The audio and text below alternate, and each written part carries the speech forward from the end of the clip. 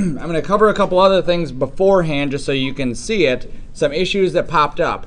The goal of this assignment was that we're kind of getting used to dynamics. We're getting used to playing around with a dynamic system and getting comfortable with, you know, some of the intricacies. So some of the stuff that came up was stuff like this. If we have a simple cube shape,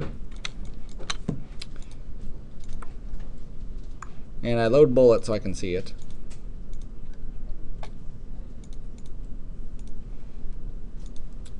And we go to active body, you'll see that box is one of the options, right? So box is an option. There's also sphere and capsule and hull. And then there's mesh, plane, cylinder, auto compound, and compound. Okay? Now if I duplicate this,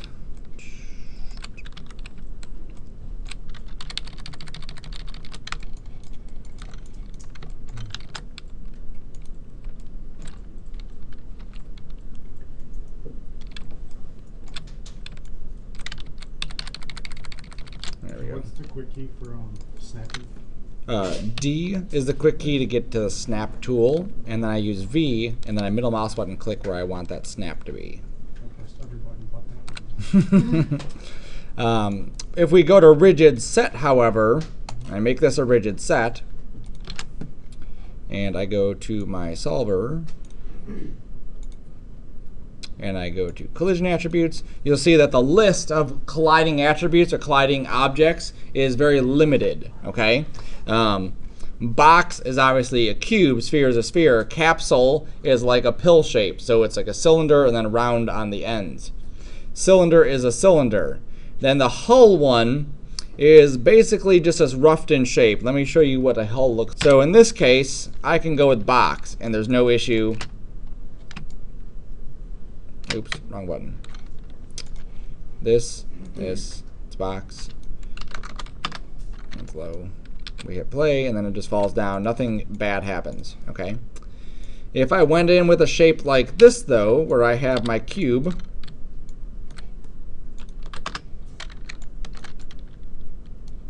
and I took the bottom of this, and I extruded it in, and then extruded it up, and then I took this one, and I extruded it in, and extruded it up.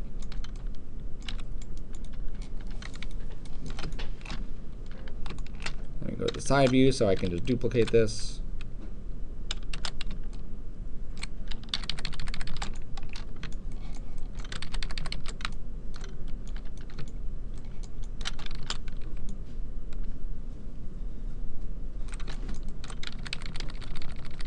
There we go. All right, so center pivot it, and bullet, rigid set. In this case, I have 2 rigid sets now, so that's another thing to kind of note, is that we can have more than one. And then if I were to choose box for this one, what box is going to try to do is put a box shape around the limits of this. So my Lego type thing, it goes up this high and it goes down this low. So it's going to create a box around that shape.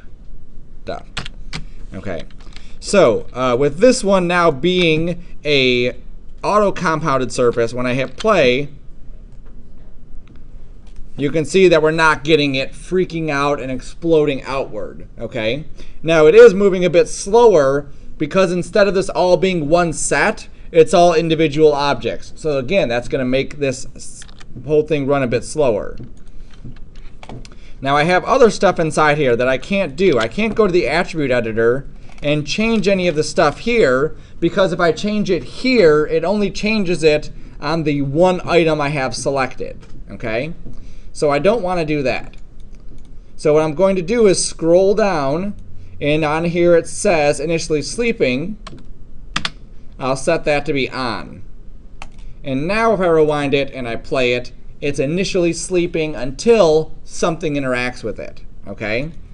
And I can grab the other one and make the other one initially sleeping as well.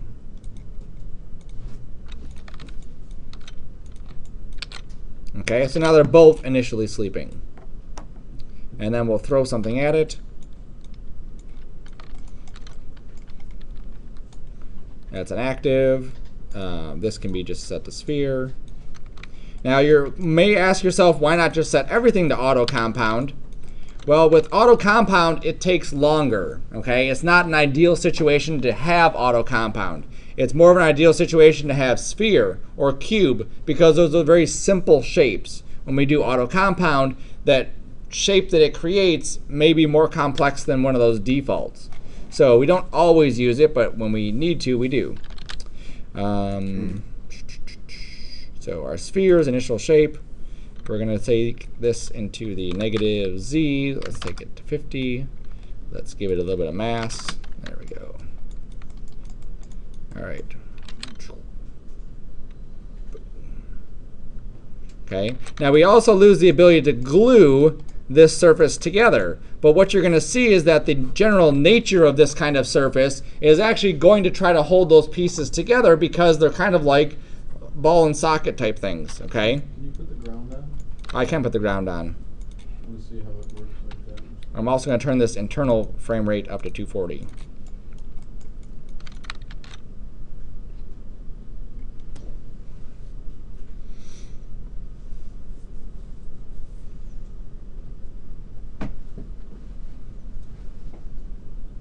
Okay, so you can see on the far right here, those ones are not glued, but they are sticking together because they're like stuck inside each other. And how these ones are falling is that same kind of principle. Okay, so typically if you do a shape and you're like, oh, it's just not working the way I expected it to, or it's always exploding, typically it's either going to be that your stuff is colliding, so it's intersecting, or you just need to choose a different compound or a different collision shape. All right. Now the other question that came up is, how do I launch more than one object at this? Okay. So if I take this and I added another sphere,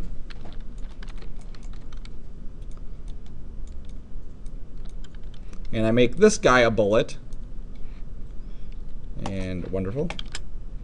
I'll take him, make it a 500. That'll be super quick. And now we hit play. You're going to see that my negative 500 hit first, and then here comes my other one. Okay? So the trick to doing anything like that, where you have multiple objects hitting it, is just a matter of kind of offsetting them inside here. So I'm pulling this negative 500 way far back. Okay? And what I hope happens is that this one hits, boom. And then at some point, the negative 500 one is going to come through and hit it. Now, you do have to play this kind of balancing game because that negative 500 is so far back that it's going to go back here, and it's gradually going to start to lose height, right? So there it goes, it hit.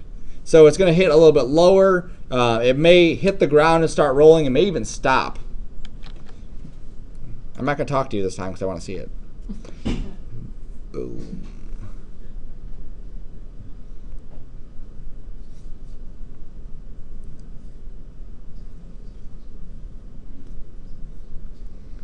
Okay, and then here comes the 500. Boom, annihilates it. It's pretty awesome. Okay, and obviously that works better if you have more objects together, because if you have more objects together, they're not going to interfere with the ones that are way over here. So you can have one hit this side and it breaks, one hit this side and it breaks, and then one hit the middle, okay? I've had people before do like 30 balls coming at it, and it looks pretty cool. All right. Now, it also depends, too, on the whoa, this is really far back. Where's it at? There he is.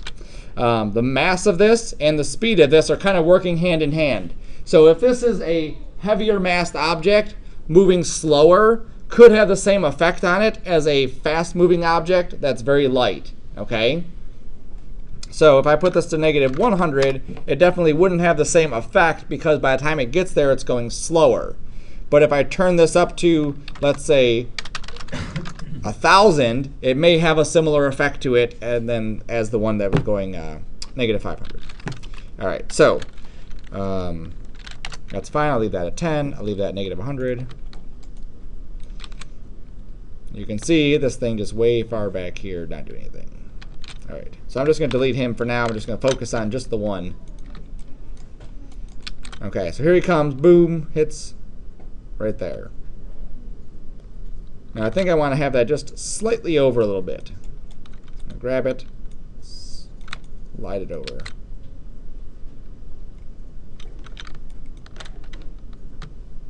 There we go. So now that hits, and then that hits this one. And then everything falls down. Wonderful. Okay. So now let's say that we're getting ready to render this. We're at the stage where we're happy with the simulation that we're getting. And what we want to do is set it up to render. If I went through and set up my render stuff and I hit the batch render button and then I left it for a day and then I came back, what I would get is basically a still. I would just get whatever this looks like now. That's what it would look like. Okay? Bullet doesn't go through and render or simulate and calculate what it's supposed to be doing when you do a batch render. So what we have to do is one of two things. Number one, I'm going to turn my playback looping to once and then hit play and wait.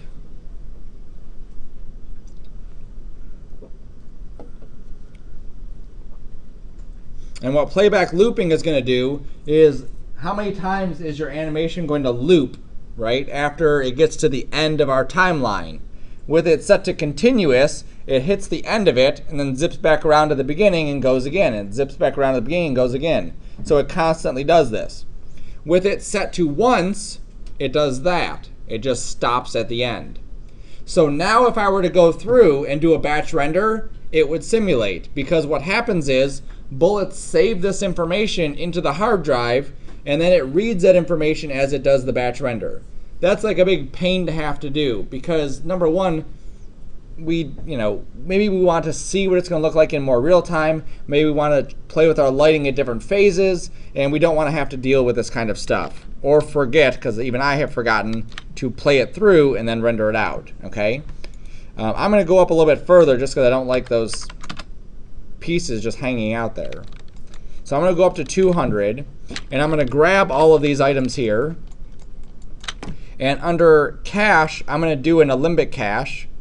And I'm going to say export all to Alembic. And time slider is good. Export all. And I'll give it a name.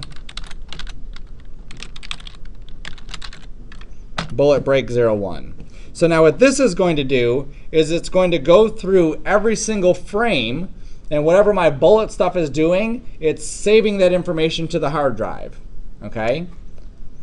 And what that means is that what I should be able to do after this is done is go to a brand new file, read this information in, and be able to play back in real time, or pretty close to it.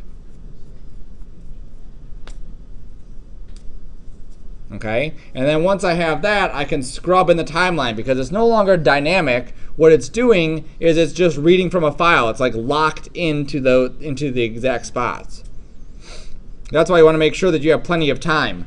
Had I stopped at 120 and realized, ooh, I didn't like that, I would have to do it all over again. Okay? So I give myself a little bit more time, maybe an extra 100 frames, maybe an extra 200, depending on what you're doing, and then just let it go. What about camera? The camera will come after. Once it's all cached out in the new scene, I can make my cameras and do whatever I want with them. All right? So here's this. So I'm just going to save this as, because I didn't save anything.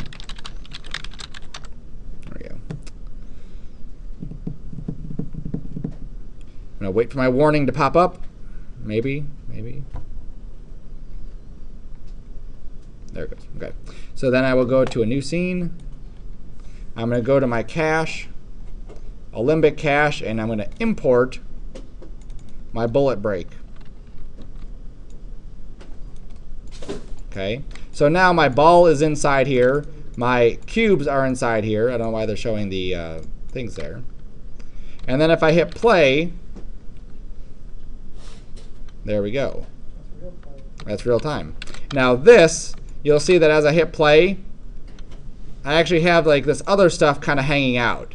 Because of the nature of bullet and how you go and you make an object, bullet object, it creates an instance of the object, like it copies it, and then it hides one. when I did the cache, I just exported everything, so I got everything. So it gives me this extra stuff. I can just go ahead and delete that stuff. Okay. Here's my cache way at the bottom, oops, or the top, right here. And then these guys are right there. So I just have to remove this stuff from the mess. So what I can do is rewind, scoot that out of the way, delete those because I don't need them, reset that. Okay. So now, yes sir. What happens if you edit something? Can you even edit anything or no? You cannot edit anything now. Okay. This is once you're ready to be rendered, then we're in here. Because that, well, I mean, you deleted something, so I thought maybe you could like move the thing, but that would. Oh, I can move it. I can do anything. I can grab this and I guess I can't move that. I can scale it. There we go. It's not going to do anything though. It'll still interact the same way. Okay. It's not recalculating it. It's just taking that shape and whatever that initial shape did, it's just doing it to the other shape. Okay.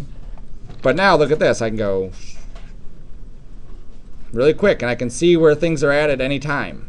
Okay. And if you're doing something for a video game or you're going between different programs, this is a typical way you would do that. So if you shattered something inside of Houdini, you could bring it into RealFlow to do some fluid simulation, and then you can bring that into Maya, all using a limbic to go between them all, which is pretty nice.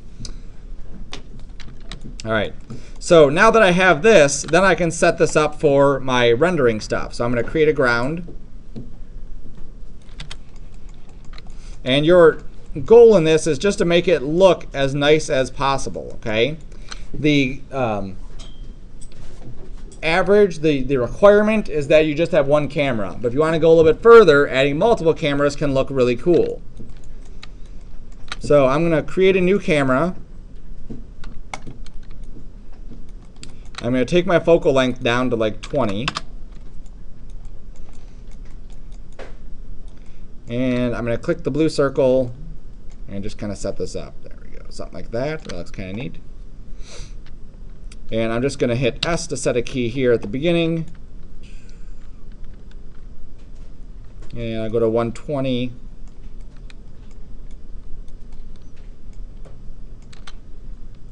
Or 200 and set a key there.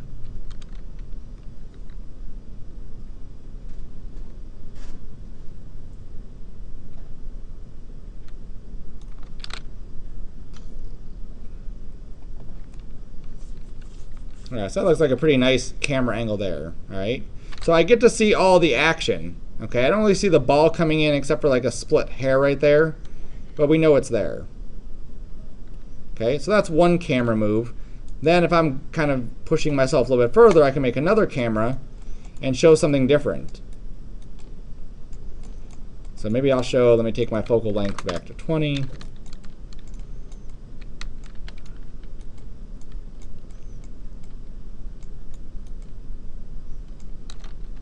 And I'll set a key here,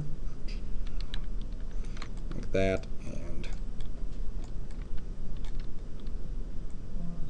come down to here. All right, I'm stuck inside of a cube, so I don't definitely want that. Let me pull back a little bit.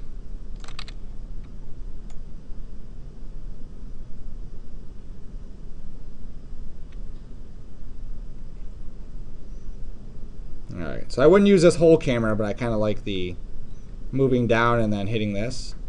That's kind of neat. Alright, so that's camera 2. I'll make another camera.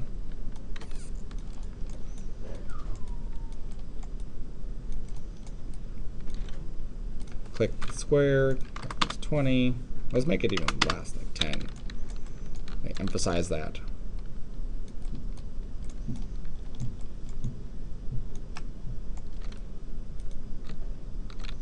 Alright, so I'm going to set a key here at this.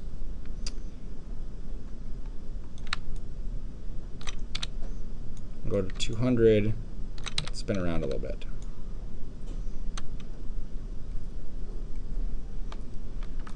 There you go. So now I've set up just 3 cameras that help kind of get the idea of what's happening in the scene. Okay, so it's always good to see different things happening from different angles. Think of like a lot of these explosion movies are like that, where they don't just show the one explosion, they show the explosion from this angle, and then they go to another angle and show it from that angle, another angle and show it from that angle. So you really get a good idea of what's happening in there. It really helps you feel the excitement of it.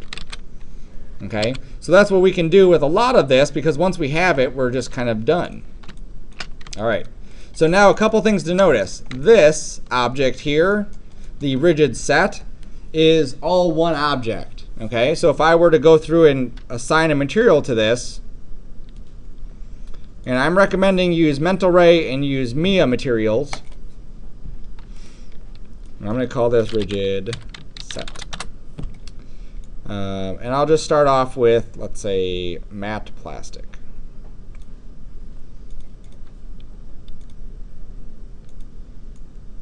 All right. So there's my color, and you see that everything got the same color, right? So if I wanted different colors on this, I have to assign those before I do any rigid body stuff. Before I do any bullet, I would assign those to it. Or what I could do is grab individual faces and then assign individual faces individual colors. Matte plastic, red. Okay, so I can do that as well. With this one, with this being individual active rigid bodies, I get different shapes. So for this one, I can grab some shapes and make them one material, other shapes make them a different material. Okay, so just so you're aware of the difference once you do your texturing on these two, just be aware of that, okay, and how you're going to texture it.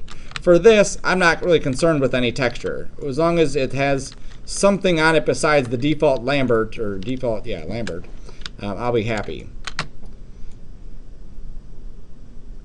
That doesn't mean that you can pick anything, though. Pick some nice colors. So I'm going to go with that matte plastic again. I picked Christmas colors. Oh, no. There we go. There. Now we have red, green, and blue, sort of. All right, and then obviously the ground should have a different color. I'll make that a Mia. I'll make that matte plastic again.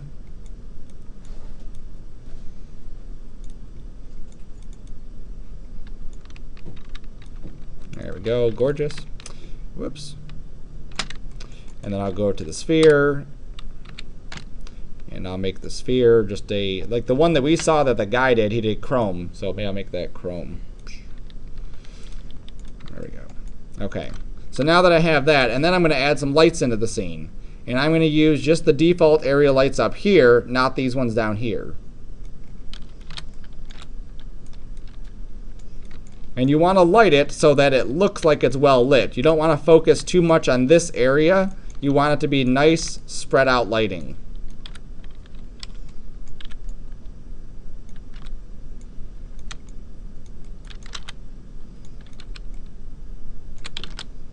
All right, and I'm going to take my decay and set it to quadratic, set this to a big number, go to Mental Ray, turn that on, set that to 1, and that's good. So now I can go in here and hit the render button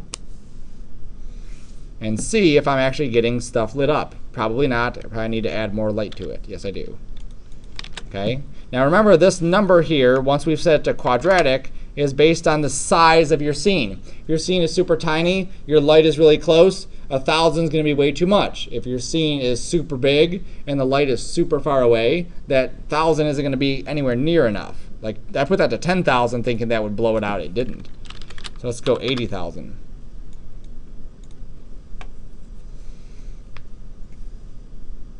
There we go. Okay, so that is blown out, so let's pull that back a little bit.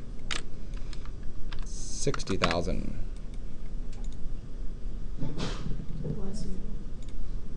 There you go, that's better. Okay, I can see the color of the ground. It's not totally whited out, which is what I want. Cool. Okay, so now I also want to come from this side of the view. Okay, because if I have a camera over here, I want to be able to see what's that other camera seeing. If you have multiple cameras, you have to look at it from multiple views. This side, I have nothing. So I obviously need to make a light over there. So I can just duplicate this light and slide it over there. I'll even duplicate the light and slide it over here. Now because I have 3 lights in the scene, that 60,000 is now 180,000 basically. So I'm just going to take these and just knock them down to like 30,000. And then again, I'm going to go through and look at different areas of this.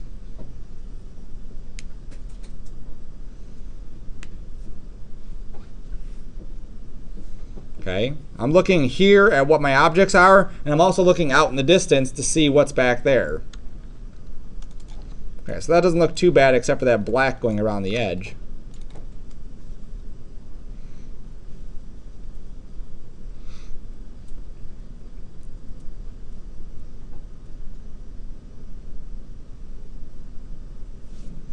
Okay.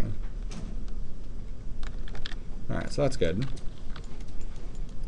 Now the black going around the edge is actually these lights. This angle here, let me make this bigger so you can see it. See how it cuts into that? Well, that's what it's doing. Okay, so I don't want it to do that. So I'm just going to angle this a little bit different.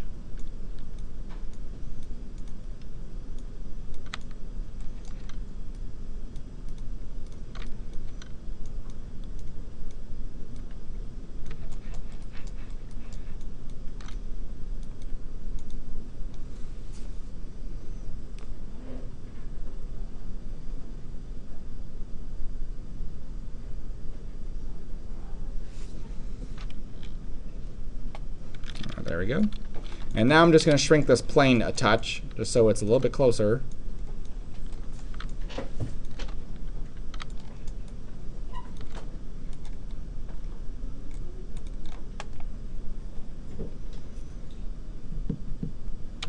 A little bit closer.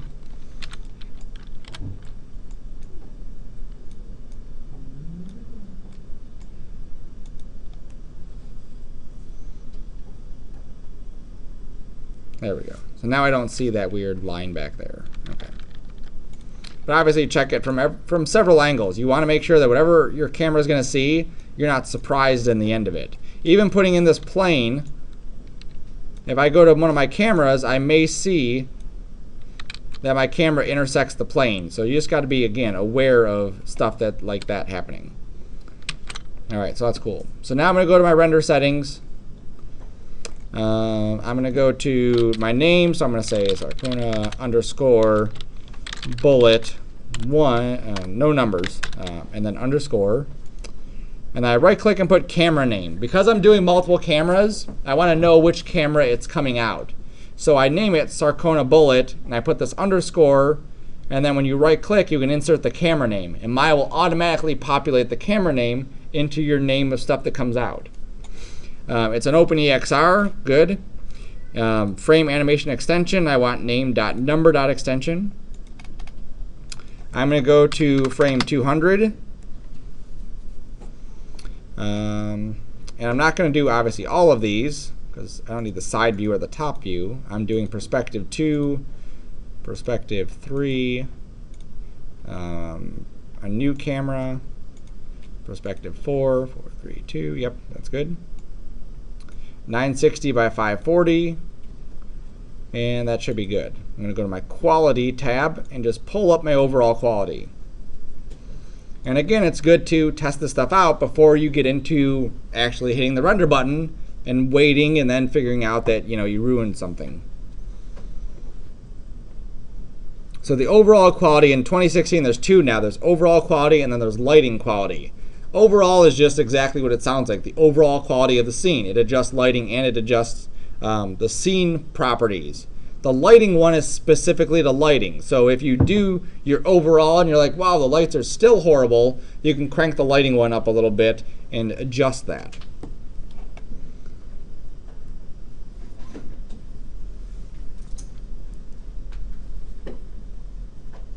All right, so that looks pretty cool. I like the way the Legos actually look inside this scene here.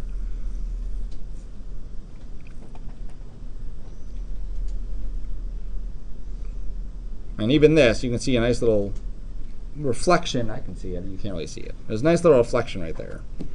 Okay, so that looks pretty cool. I'm happy with the way the results are coming out of this. Some important things to note. Let me make it a little bit brighter on the projector so maybe you can see it better.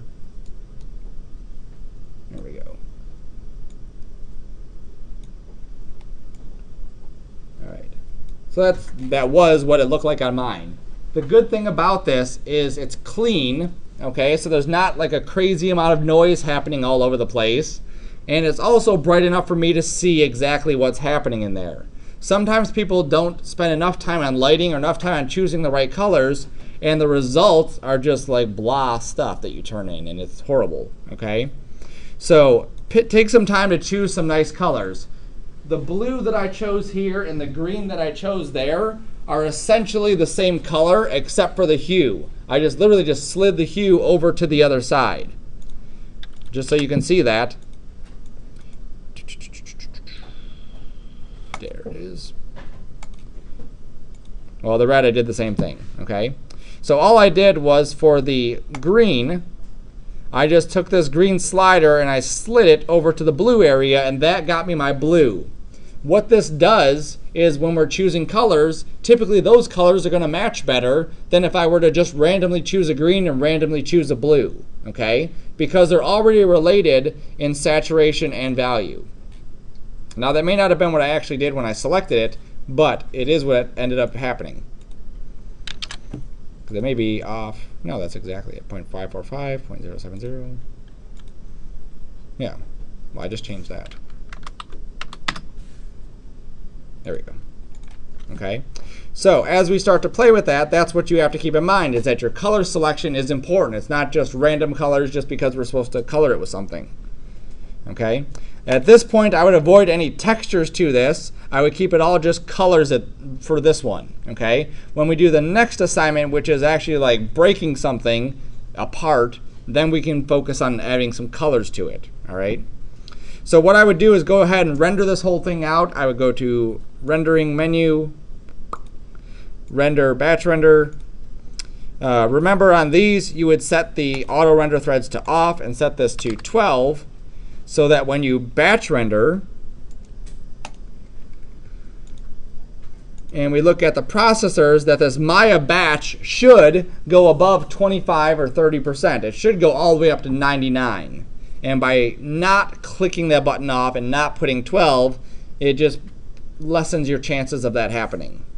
Yes, sir? Instead of like, for the images, instead of PNG, you put like something else. EXR. Yeah, Okay. These things are rendering out. Let me go back to my let me cancel that. There we go. I don't have mental Like, do we have to put EXR? Hold on. Under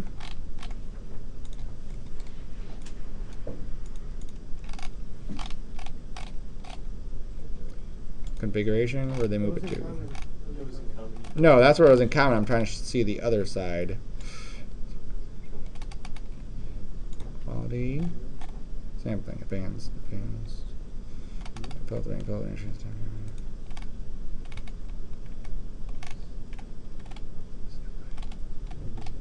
All right, somewhere in here, was it under common? Yeah, that's where the EXR is. All right, somewhere in here it says we're rendering out a 16-bit file. Okay, Ping I don't believe supports 16-bit files, does it? No. I'm not sure if it does. I know TIFF does, so you could do TIFF. Okay, if does, you could do if. I prefer using EXR because once you get into the realm of professional work, most people are going to use EXR because it allows us to store information inside the file besides just the color information. Okay, so like in this case, I can go to, there it is, right in front of me. 4 by 16, so it's 16 bits per channel. Okay, I don't believe that Ping is 16 bits. I don't use Ping that often. So EXR also supports 32-bit. So what that means is a whole lot more data being pushed into that, which means a lot more stuff that we can do with it. But typically, 16-bit is going to be good enough for most of the things you're going to do. Other thing, quality, that's where that is. And turn legacy options off. In 2015, they moved everything from 2015, so I have to figure out, there it is, passes. In this one, it's passes that I would go after. And one of these passes is ambient occlusion right here. And what would happen is in without an EXR, it would render out a file for every single pass. So it would have your color pass, it would have your ambient occlusion pass, it would have your diffuse, your reflection, any other pass is a separate file. So now you have maybe hundreds of files that you're dealing with, or thousands of files you're dealing with. With an EXR, everything is stored within one file. So for frame 1, you have all your ambient occlusion, your lighting, your diffuse, your reflections, anything else that you've rendered out separately as a pass is stored inside that one file. Okay? So typically, we would do EXR because of that. Now, just for fun, 5. Let's go here. I'm just going to grab a section. I'm just going to render a little section.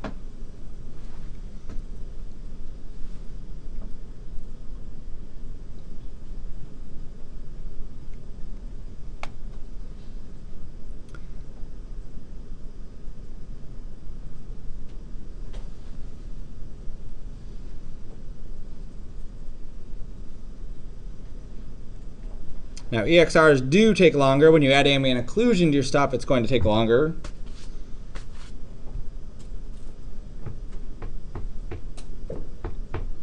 While this is loading, I'm going to open up After Effects just so you can see the next step.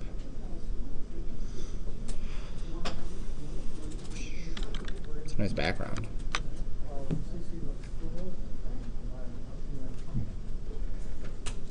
You're putting this video up on Canvas? Mm-hmm.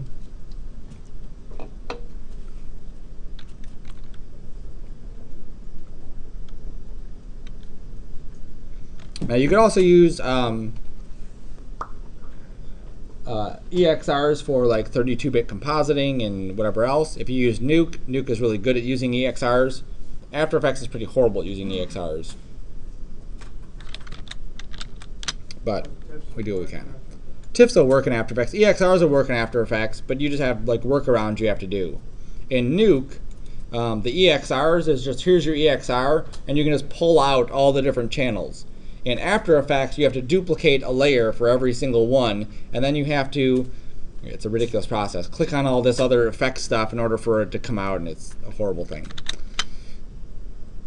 All right, so it's still thinking. So typically dealing with an 8-bit per channel setup here, okay? So when we bring in a 16-bit image, After Effects is like, what are you doing? It doesn't know what to do. So we have to tell it that we're working in a different bits per channel, okay? So when you go into After Effects, we want to make sure that we're telling it we're using a different bits per channel. And we're also going to tell it that we're using an sRGB image, and we want to linearize the working space, okay? So we tell it we're using 16 bits, our working space is sRGB, and we're linearizing the working space. By default, After Effects doesn't do a linear workflow. Now in Maya, it does do a linear workflow. Okay, we don't have to do any gamma correction things.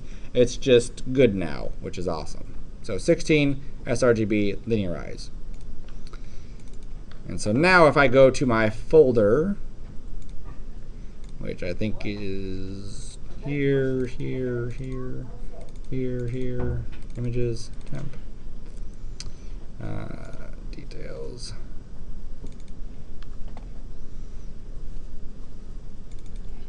That one's still rendering, so let's go to that one. Okay.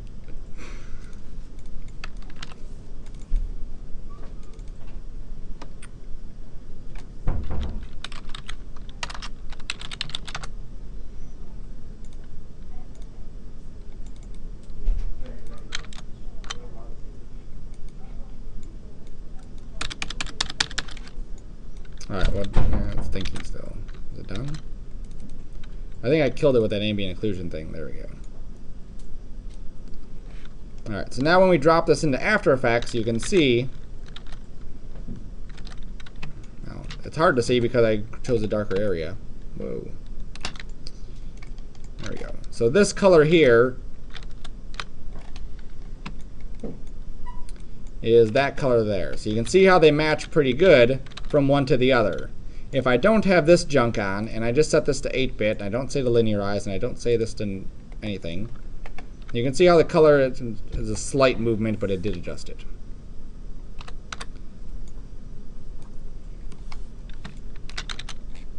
Okay. So it's a subtle thing, but it is definitely there. So make sure you have it, otherwise it'll kind of come in kind of funky. And it may be too dark for you to even see. And then just to test this out,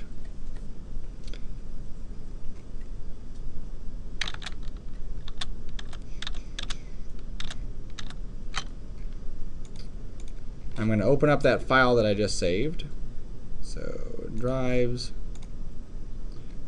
P drive, Sarcona, 2510, work, base, images, those.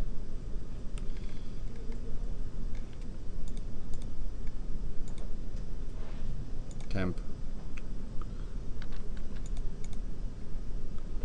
There we go. So there's my ambient occlusion from this one that I rendered out.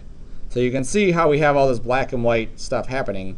That looks pretty cool when you multiply it on top of your other footage inside of After Effects.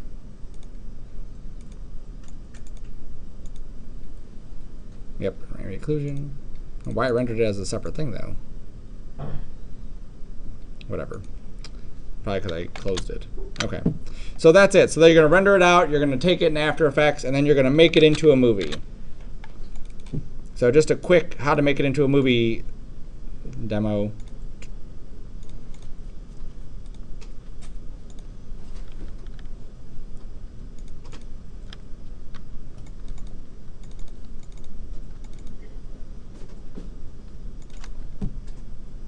All right, pretend that's your footage. You just drag it down to the new comp. Okay, so you just drag this onto new comp, and then you go to File, you go to Export, Add to Render Queue, and then under Lossless, you're going to choose QuickTime, and under Format Options, you're going to choose H.264. For everything that we do in this class, that's what we're just going to output it as. There are other ways that we could do it, but for this, we're just going to leave it like that. And then for your output 2, you click on it, and you give it a name. So for this, we'll put it as Sarcona underscore bullet 1. That should be it. And then we hit the render button, and then it makes it into a movie, and then you could turn that file in. Okay?